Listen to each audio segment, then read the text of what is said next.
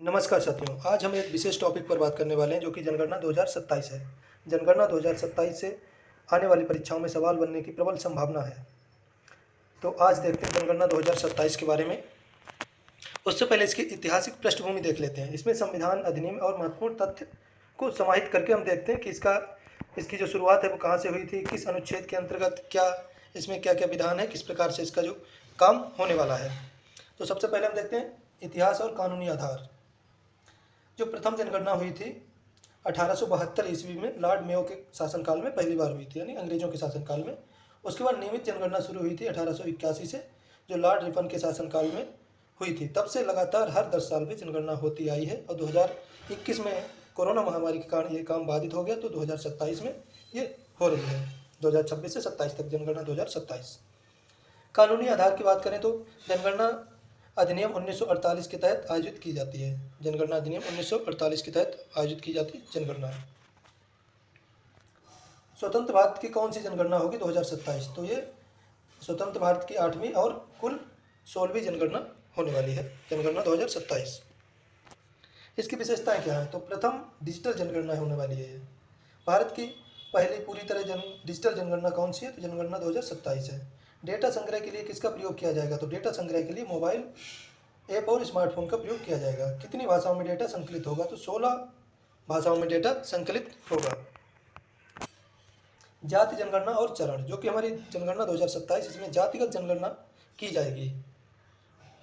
आज़ादी के बाद पहली बार किस नई जानकारी को शामिल किया गया है जनगणना में? तो जाति जनगणना। इसमें जातियों के अनुसार जनगणना होगी और अंतिम बार 1931 में जाति जनगणना हुई थी। महत्वपूर्ण चरण क्या है? तो पहला चरण हाउस लिस्टिंग का है, जो कि शुरू हो रहा है उत्तर प्रदेश में 22 मई से, और जो कि पूरे देश के परिप्रेक्ष्य में देखें तो अप्रैल से सितंबर 2026 में ये कंप्लीट हो जाएगा। और द्वितीय चरण जनगणना का होगा फरवरी से मार्च 2027 में। पहले हाउस लिस्टिंग होगी, मतलब मकानों की गणना, उसके बाद लोगों की गणना होगी।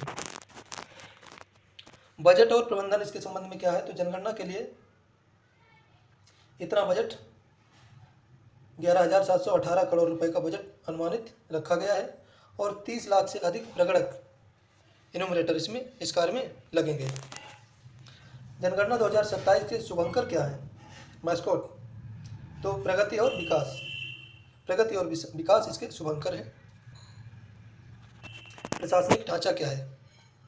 तो जनगणना किस मंत्रालय के अधीन आती है? तो ये गृह मंत्रालय के अधीन आती है। जनगणना का सर्वोच्च अधिकारी कौन होता है? तो भारत के महापंजीयन और जनगणना आयुक्त, यानी RGI और CC इसके अधिकारी होते हैं सर्वोच्च। संविधान के किस अनुच्छेद में जनगणना का उल्लेख है? तो जनगणना का उल्लेख है अनुच्छेद 246, संघ सूची के विषय में उल्लेख है। इसके बाद स्पेशल एक बात है इसमें कि इसमें स्वगणना का ऑप्शन दिया गया है। जनगणना 2027 है, इसमें स्वगणना का विकल्प है। स्वगणना के लिए se.census.gov.in पोर्टल पर आप वेबसाइट को लॉगिन करेंगे गूगल पर, उसके बाद अपना मोबाइल नंबर से जानकारी भरेंगे, लॉगिन कर लेंगे। उसके बाद जब आप अपना आकलन कर लेंगे, वहाँ पे अपनी गणना कर लेंगे, 16 अंकों का एक रेफरेंस ID मिलेगा, उसको आपको प्रगणक को दिखाना होगा। उसके बाद वो आपका डाटा वेरीफाई करेगा, उसको अपने ऐप पर, पोर्टल पर डालकर। अब ये क्या है कि ये ऐसा पहली बार हो रहा है कि नागरिक खुद अपनी जानकारी ऑनलाइन भर सकेंगे, यानी सेल्फ इन्यूमरेशन का विकल्प पहली बार मिल रहा है जनगणना में, इससे पहले कभी नहीं मिला था। महत्वपूर्ण परिभाषाएं देखते हैं। साक्षर की क्या परिभाषा है? तो साक्षर 7 वर्ष या उससे अधिक आयु का व्यक्ति जो पढ़ लिख सके वो साक्षर माना जाएगा इसमें। लिंगानुपात क्या है? तो प्रति 1000 पुरुषों पर महिलाओं की संख्या लिंगानुपात है। मुख्य श्रमिक कौन है? जिसने 183 दिन या उससे अधिक काम किया हो, साल में 183 दिन जिसने काम किया हो, इससे अधिक वो श्रमिक माना जाएगा, मुख्य श्रमिक।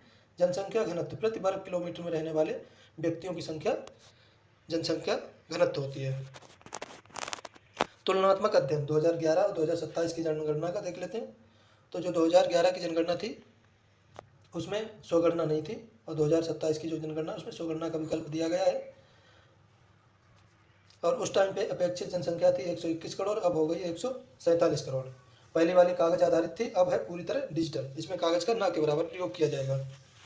महत्वपूर्ण वन लाइनर तथ्य इसमें क्या कह सकते हैं? और जनगणना 2027 की रेफरेंस डेट क्या है, मतलब कब ये खत्म होने वाली है? तो 1 मार्च 2027 आधी रात को कब समाप्त हो जाएगा। जनगणना का डेटा किस अधिनियम के तहत गोपनीय रखा जाता है? तो जनगणना का डेटा 1948 की धारा 15 के तहत गोपनीय रखा जाता है। जनगणना पूरी होने के बाद क्या होगा? तो संसदीय सीटों यानी परिसीमन शुरू होगा। जो नया संसद भवन बना है उसमें सीटें हैं 800 से अधिक, तो उसके बाद जो लोकसभा और राज्यसभा की सीटों का विस्तार किया जाएगा नई जनसंख्या की गिनती के बाद। अगर आपके दिमाग में और कोई सवाल है जनगणना से जुड़ा हुआ तो आप कमेंट बॉक्स में लिख सकते हैं, मैं उसका आंसर कमेंट का रिप्लाई में दे दूंगा। और वीडियो अच्छा लगा हो तो चैनल को सब्सक्राइब